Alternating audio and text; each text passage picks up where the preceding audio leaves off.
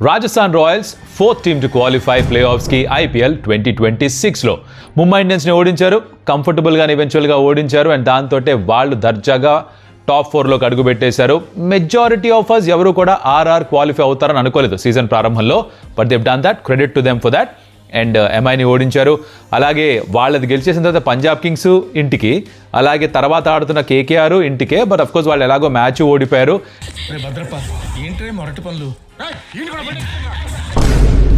మరి ఏం జరిగింది మ్యాచ్లో, ఏం ఎక్స్పెక్ట్ చేయాలి ముందుకెళ్తూ? ఈ బయటికి వెళ్ళిపోయిన టీమ్స్లో రెండు ముక్కలు అన్న మాట్లాడుకుందామా? Let's get started.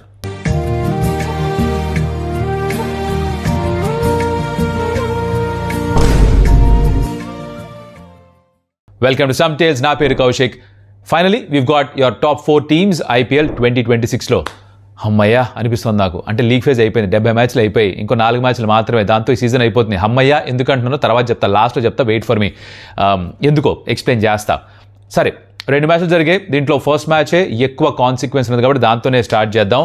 డబుల్ ఆర్స్ మొదట బ్యాటింగ్ చేశారు. అండ్ మధ్యాహ్నం పూట చచ్చిపోయారు ఆ బౌలర్స్ అయితే. దీపక్ చార్ తర్వాత చెప్పాడు కూడా, మొదటి 10 ఓవర్లు వేస్తున్నప్పుడు నర్రకం కనిపించిందని.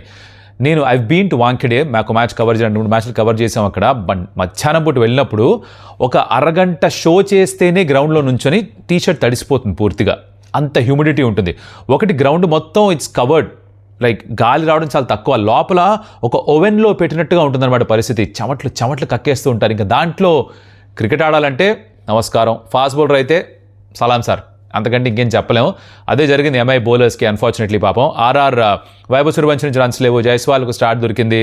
యాక్చువల్లీ ధ్రువ్ జురెల్ కూడా 38 కొట్టాడు, తను రన్అట్ చేశాడు దర్శన్ శనక అంత బాగా ఆడుతుంటే. శనక 29 స్కోర్ చేశాడు. యాక్చువల్లీ హీ వాజ్ చాలా బాగా ఆడాడు, తను రన్అట్ చేశాడు.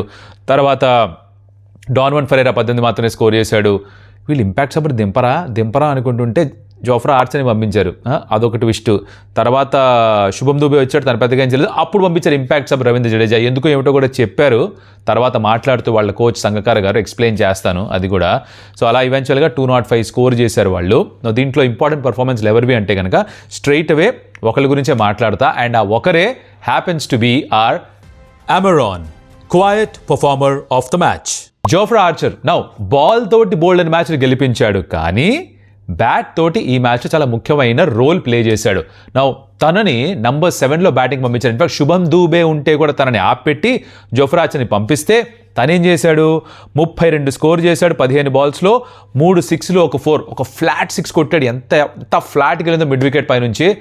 Extraordinary batting performance. In fact bowling ఎలాగో బాగానే వేశాడు, కానీ ఈ batting performance of Jofra Archer ఏదైతే ఉందో, that happens to be our Amaron quiet performer of the match. Because స్వరూపాన్ని మార్చేశాడు. తను అక్కడ అవుట్ అయిపోయి ఉంటే ఇంపాక్ట్స్ అనేది దింపాల్సి వచ్చేది ముందుగానే, అది కానికుండా చూసుకున్నాడు. ఇంపార్టెంట్ రన్స్ స్కోర్ చేశాడు, అదే విలువైన రన్స్గా మారింది ఈవెన్చువల్గా మీరు గమనిస్తే కనుక. So that's my pick. మీ ఉద్దేశంలో ఎవరిది అమెరాన్ quiet performer of the match అని అనుకుంటున్నారో ఇక let me know in the comments. Of course మిగతా వాళ్ళందరి పర్ఫార్మెన్స్ మీకు ఏమి నచ్చుంటే అది. క్రైటీరియా ఏంటంటే ఇది ఒక హడావిడి చేసే పర్ఫార్మెన్స్ కాదు, అలా సైలెంట్గా క్వైట్గా వెళ్ళిపోతుంది, కానీ చాలా ఇంపాక్ట్ క్రియేట్ చేసే పర్ఫార్మెన్స్ అయి ఉండాలి. అందుకని నాకు జోఫ్రా ఆర్చర్. మీకెవరు చెప్పాలి? ఇందాక అన్నట్టుగా రవీంద్ర జడేజా కూడా వచ్చాడు, తనొక 19 స్కోర్ చేశాడు, కానీ తనదొక రన్అట్ మిస్ చేశారు. మీరు గమనించుంటే కనుక ర్యాన్ రికల్టన్ బాల్ వికెట్స్కి ముందర పట్టాడు, జడేజా వచ్చాడో చూసుకోలేదు. తర్వాత వెనక్కి తిరిగి చూస్తే అప్పుడు జడేజా వస్తున్నాడు, కొట్టేస్తుంటే అక్కడ ఇంకొన్ని రన్స్ సేవ్ అయి ఉండేవి. నాండ్రే బర్గర్ జడేజా మధ్యన పార్ట్నర్షిప్ 30 పరుగులు. ఎన్ని రన్స్ అయితే మ్యాచ్ ఓడిపోయారు తెలుసా? నాండ్రే బర్గర్ జడేజా పార్ట్నర్షిప్ అంతా. సో అది చాలా ఇంపార్టెంట్ మూమెంట్ ఆఫ్ ద గేమ్గా మారిపోయింది. Actually it look like they 200 చేయనివ్వరు, 170 180 దగ్గర ఆపేస్తారు అనిపించింది, కానీ ఎలాగోలా చేసి మొత్తానికి 205 దాకా వెళ్ళారు. Credit to RR for that. వాళ్ళ దగ్గరున్న అవకాశం ఏంటంటే ఇది గెలవాలి. బౌలింగ్ పరంగా ఆలోచిస్తే బుమ్రా ఢిల్లీ మ్యాచ్లో హార్దిక్ పాండ్యా బౌలింగ్ చేయలేదు. వేసిన వాళ్ళు దీపక్ చహర్ 2 for 43, కొంచెం ఎక్స్పెన్స్ అనిపించాడు. తను చాలా కష్టంగా ఉండింది, ఏమాట కామాట. స్టార్టింగ్లో ఓవర్స్ చేయడం మామూలు విషయం కాదు. It takes a lot. మీరు మీడియం పేసర్ అయినా కూడా మధ్యాహ్నం 6 బాల్సే వేస్తారు కదా ఓవర్లో అనుకుంటారు, కానీ పులుసు కారిపోతుంది. నమ్మండి, మీకు తెలుసు. మీరు మిట్ట మధ్యాహ్నం వెళ్ళి మీ గ్రౌండ్లో ఆడుతుంటే ఎలా ఉంటుందో మీకు తెలుసు. ఆ గ్రౌండ్లో కనీసం గాలి వస్తుంది, గాలి తీసేయండి, ఓన్లీ వేడి పెంచండి, ఉక్కపోత పెంచండి, ఆలోచించిన ఎలా ఉంటుందో. అది జరిగింది అక్కడ. తర్వాత విల్ జాక్స్ వికెట్ తీసుకున్నాడు, షార్దుల్ ఠాకూర్ 2 వికెట్లు తీసుకున్నాడు యాజ్ యూజువల్. తర్వాత ఎంఐ బ్యాటింగ్ చేయడానికి స్టార్ట్ చేసినప్పుడు జోఫ్రా ఆర్చర్ స్పెల్ అబ్బా నిజంగానే 4 overs 3/4 రోహిత్ శర్మని ఫస్ట్ ఓవర్లో అవుట్ చేశాడు. మంచి బాల్ పడింది, దానికి ఎవరైనా అవుట్ అవ్వాల్సింది, ఏం చేయలేరు. అలాంటి బాల్ పడ్డప్పుడు సలాం కొట్టి వెళ్ళిపోవడమే. That is all you can do basically. So Rohit శర్మకు మంచి బాల్ పడింది. తిలక్ వర్మకు పడ్డ బాల్ గురించి కొంచెం చెప్దాం అనుకుంటున్నా. ఐ డోంట్ నో మీరు మ్యాచ్ చూసారో తెలియదు కానీ నేను వీడియో వేయలేను. మీరు అడగచ్చు వీడియో పెట్టి చెప్పచ్చు కదా భయ్యా అని. వీడియో వేస్తే కాపీరైట్ వేస్తారు, కాపీరైట్ స్ట్రైక్ పడదని ఛానల్ ఎత్తిపోద్ది. అలాంటి రిస్క్ మేము చేసుకోవట్లేదు, కష్టపడి ఛానల్ బిల్డ్ చేసాము. మాటల్లో చెప్తాం, కుదిరితే ఫోటో పెడతాం, చూడండి. కావాలంటే మీరు వీడియో హాట్స్టార్లో అక్కడ ప్లే చేసుకొని చూడండి, చెప్పింది అక్కడంతా మ్యాచ్ చేసుకోండి. బ్రిజేష్ శర్మ వేసిన బాల్ అది స్కిట్ త్రూ అయింది. ఎందుకు స్కిట్ త్రూ అయింది అర్థం చేసుకోవాలి. ఇక్కడ 2 విషయాలు. ఒకటి, బ్రిజేష్ శర్మ యాక్షన్ చాలా క్విక్గా ఉంటుంది, హ్యాండ్స్ చాలా క్విక్గా మూవ్ అవుతాయి. దానితో పాటుగా ఇక్కడ జరిగింది ఏంటంటే మీరు సీమ్ పొజిషన్ చూస్తే కొంచెం బయటకు ఉండింది సీమ్. బాల్ కొంచెం ఇలా వంగి ఉండింది అనమాట. ఆ బాల్ సీమ్ పైన పడలేదు, బాల్ షైనీ సైడ్ పైన లెదర్ పైన పడింది. అందుకనే స్కిట్ త్రూ అయింది, ఎక్కువ బౌన్స్ అవ్వలే. సీమ్ పైన పడితే బాల్ కొంచెం బౌన్స్ అవుతుంది, కానీ ఎప్పుడైతే లెదర్ మీద ఆ షైనీ సైడ్ మీద పడుతుందో క్రాసింగ్ వేసినప్పుడు కూడా జరుగుతుంది, చెప్పాను గుర్తుందా మీకు? కొన్నిసార్లు బౌన్స్ అవుతుంది, కొన్నిసార్లు అవ్వదు అని. అలాగే ఇక్కడ ఆ షైనీ సైడ్ పైన పడేసరికి బాల్ స్లైడ్ అయిపోయింది, అట్లా జుప్పని వెళ్ళిపోయింది. తిలక్ వర్మ రియలైజ్ అయిపోయి బోల్డ్ అయిపోయాడు. కావాలని చేశాడా న్యాచురల్ వేరియేషన్ తెలియదు కానీ మొత్తానికి ఇట్స్ వెరీ ఎఫెక్టివ్ బాల్. మీరు కనుక ఇది ప్రాక్టీస్ చేయగలిగితే నెట్స్లో should try and do that. Seam మీద పడకుండా పక్కన లెదర్ మీద అంటే షైనీ సైడ్ పైన పడేటట్టుగా వేయగలిగితే స్కిట్ త్రూ అవుతుంది. ట్రై చేసి చూడండి. If it works out let me know some time. ఎప్పుడైనా ట్రై చేసిన వర్కౌట్ అయితే ఆ వీడియోల కింద వచ్చి కమెంట్ చేసి చెప్పండి, భయ్యా నువ్వు అప్పుడు చెప్పా బ్రిజేష్ శర్మ తిలక్ వర్మకి వేసిన బాల్ వచ్చింది నాకు అని. I feel happy about that. Okay, try and do that. Surya మంచి నాక్ ఆడాడు, తిరిగి ఫామ్లోకి వచ్చాడు, 60 పరుగులు స్కోర్ చేశాడు, దట్ వాస్ గుడ్. తర్వాత విల్ జాక్స్ 33 స్కోర్ చేశాడు. ఇద్దరు మధ్య పార్ట్నర్షిప్ మీద చెప్పాను, పార్ట్నర్షిప్ వస్తుందరే కొట్టేస్తారు అనగానే విల్ జాక్స్ అవుట్ అయ్యాడు. తర్వాత హార్దిక్ పాండ్యా వచ్చాడు, రాగానే ఫస్ట్ బాల్ ఆల్మోస్ట్ అవుట్ అవ్వాల్సింది, Riyan Parag catch drop, second ball 4, 6, 4 ఇలానే కొడుతున్నాడు. అంటే అసలు సింగిల్ పరిగెత్తాన టైప్లో బ్యాటింగ్ చేశాడు. 34 స్కోర్ చేశాడు 15 బాల్స్లో, 3 4s 2 6s. ఆడినంతసేపు చాలా బాగా ఆడాడు. అంటే షార్ట్ కొట్టడం, అలా అని బాల్ చూపించడం, షార్ట్ కొట్టడం, మళ్ళీ బాల్ ఇలా చూపించడం ఏదో చేశాడు. ఇవన్నీ different mind set all together. ఇలాంటివి చేసినప్పుడు కొన్నిసార్లు అర్థం కాదు ఏం చేస్తున్నాడు హార్దిక్ పాండ్యా అని. But I think he was trying to just have fun because season ఎట్లాగో అయిపోయింది. He was just going to enjoy the cricket he was playing. అదే చేశాడు. ఇదంతా అయిపోయింది కానీ ఒక విషయం గురించి మాట్లాడదాం అనుకున్నా. ఇది చాలామంది అర్థం చేసుకోవాలి, ఎస్పెషల్లీ మనం ఫ్యాన్స్ అర్థం చేసుకోవాల్సిన విషయం.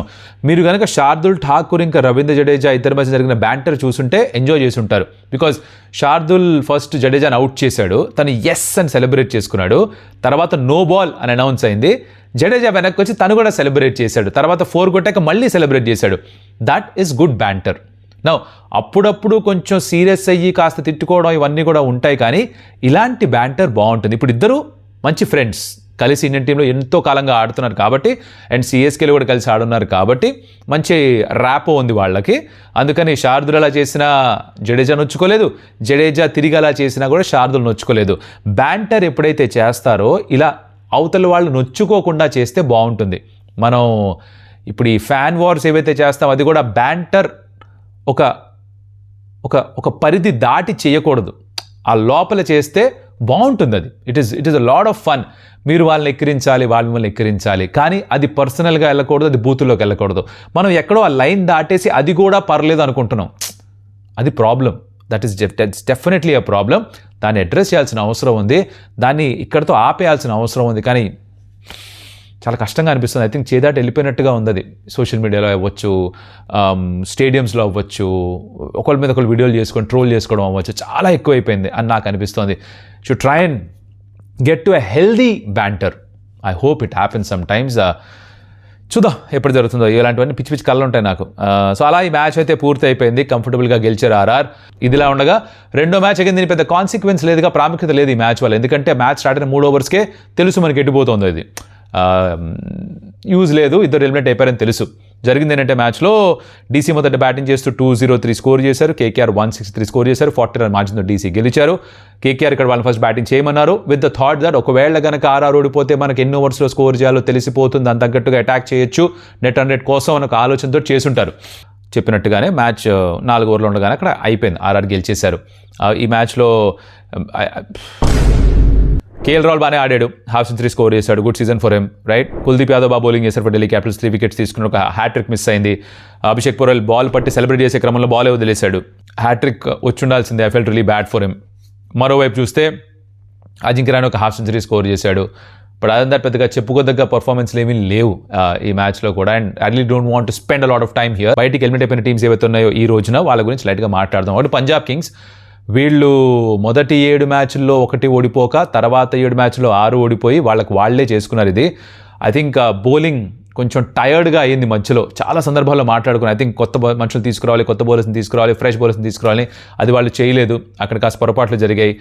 Openers form especially Priyansh Hardeep it kind of tapered off at the end, అదొక ప్రాబ్లంగా మారింది. తర్వాత కర్మ, ఇది నమ్మే వాళ్ళకి ఇది నిజం అనిపిస్తుంది. బికాజ్ ఒక పాయింట్ ఎప్పుడైతే వర్షం కారణంగా వాళ్ళది మిస్ అయింది అనుకున్నారో, ఇచ్చేసాం ఒక పాయింట్ తీసుకోండి అని ఒక సోషల్ మీడియా పోస్ట్ చేశారు. ఇప్పుడు ఆ ఒక్క పాయింటే అదే కారణమైంది బయటికి వెళ్ళిపోవడానికి పంజాబ్ కింగ్స్ కూడా. సో గెలిచినప్పుడు ఎక్కువ వెర్రవేగకూడదు, ఓడిపోయినప్పుడు ఎక్కువ కుంగిపోకూడదు అని చెప్పడానికి ఇంకో ఉదాహరణ ఇది. Cricket like life has a very funny way. మీరు కనుక ఎగురుతున్నారు అనిపిస్తే పట్టుకొని నేలకేసి కొడుతుంది అనమాట. అదే జరిగింది పంజాబ్ కింగ్స్ తోటి. ఇట్స్ అ సీజన్ దట్ 2018 అనుకుంటే ఇలాంటి సీజన్ ఒకటి ఉండింది. ఫస్ట్ 6 గేమ్స్లో 5 గెలిచి తర్వాత వరుసగా ఓడిపోవడం ఇలాంటివి జరిగింది. Similar kind of season for them. అర్థం కాదు వాళ్ళకి ఏం జరిగిందో, ఎలా పోయిందిరా, ఎలా రా మనం క్వాలిఫై కాలేదని బోధపడదు. That's the kind of season they had. DC on the other hand I think it is cracking side, మంచి ఆల్రౌండ్ సైడ్ ఉండింది. ఎస్, మొదట్లో మిచ్ స్టార్క్ అందుబాటులో లేకపోవడం, ఆ బ్యాటింగ్ ఆర్డర్ని ఊరికే మార్చడం, 2 మ్యాచ్లు గెలవాల్సిన వాళ్ళు ఓడిపోవడం, GT1 తర్వాత ఇంకోటి 264 కొట్టి ఓడిపోయింది. అది ఇవి ఏవైతే జరిగాయి అగైన్స్ పంజాబ్ కింగ్స్, అది ఇవి ఎప్పుడైతే జరిగాయో ఈ 14 కాస్త 18 అయ్యేది, అది జరుగుంటే కదా గెలిచుంటే. సో చిన్న మూమెంట్స్ ఇన్ ద గేమ్, ఆ 2 క్యాచ్లు పట్టుంటే, 2లో 1 పట్టుంటే కరుణ్ నాయర్, శ్రేయస్ అయ్యర్ రన్స్ కొట్టకపోయి ఉంటే ఇలా ఉంటుందన్నమాట. So those are the small things that led them to get knocked out. Next season management మారుతుంది. 2 ఇయర్స్ GMR చేస్తారు, 2 ఇయర్స్ JSW చేస్తారు కాబట్టి నెక్స్ట్ సీజన్ మళ్ళీ మారుతుంది. అది అప్పుడు ఏమైనా మార్పులు చేర్పులు వస్తాయా, క్యాప్టెన్ని మారుస్తారా, విల్ హావ్ టు సీ. ఇవన్నీ కూడా జరిగే విషయాలు వచ్చే ఏడాది ఆర్ కాలక్రమంలో తెలుస్తుంది మనకి. KKR విషయంలో వస్తే again first half the season was very bad for them. వాళ్ళకి అందరూ ప్లేయర్స్ అందుబాటులో లేకపోవడం was a concern. Green bowling చేయలేకపోవడం వాజ్ అ కన్సర్న్. ఫామ్లో లేకపోవడం వాజ్ అ కన్సర్న్. ఫినాల్ నుంచి కూడా ఒరిజినల్గా రన్స్ రాలేదు. సో వాళ్ళకి కొన్ని ఇబ్బందులు ఉన్నాయి స్టార్టింగ్లో. అవన్నీ సెట్ అయ్యి, టీమ్ సెట్ అయ్యి, కాంబినేషన్ సెట్ అయ్యేసరికి సగం సీజన్ అయిపోయింది. మిగతా సగంలో బాగానే పర్ఫామ్ చేశారు, బట్ సరిపోలేదు. అది hard luck to them for that. But good fight back. But I think personal in terms of players మారుతారు అనిపిస్తుంది. నెక్స్ట్ సీజన్ అజింక్య రహానే ఉంటాడా లేదా చిన్న సందేహం ఉంది నాకు. Thank you for watching. Like the video, share it to friends, subscribe to stump tales. ఇంకొన్ని రోజులు మాత్రమే ఉంది. హమ్మయ్యా అనిపిస్తుంది అన్నాను కదా స్టార్టింగ్లో. ఎందుకో తెలుసా? ఇప్పుడు చెప్తా. IPL జరుగుతున్నంతసేపు బాగున్నా కూడా దాని చుట్టూ ఉన్న నెగిటివిటీ నాకు నచ్చదు. ద ట్రోలింగ్ నాకు నచ్చదు. ది అమౌంట్ ఆఫ్ హేట్ నాకు నచ్చదు. I really don't like that part of IPL. Season అవుతున్న కొద్దీ చాలా నెగిటివిటీ సోషల్ మీడియాలో చూస్తున్నా. అది నాకు నచ్చదు.